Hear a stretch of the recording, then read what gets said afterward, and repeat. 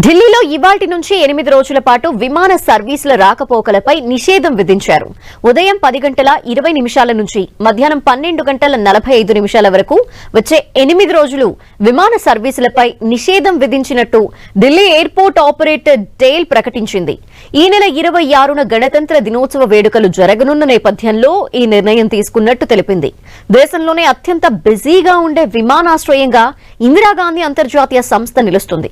ఇక్కడ నుంచి ప్రతిరోజు 1300 విమాన సర్వీసులు నడుస్తాయి. అయితే ఈ నిషేధాజ్ఞల ప్రభావం షెడ్యూల్డ్ విమాన సర్వీసుల నిర్వహణపై ఉంటుందా అనే దానిపై క్లారిటీ లేదు.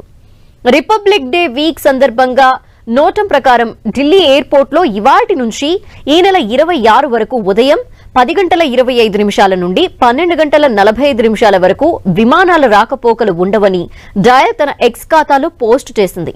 ప్రయాణికులు సంబంధిత విమానయాన సంస్థలతో తాము ప్రయాణించే విమాన సర్వీసుల అప్డేటెడ్ సమాచారం తనిఖీ చేసుకోవాలని సూచించింది.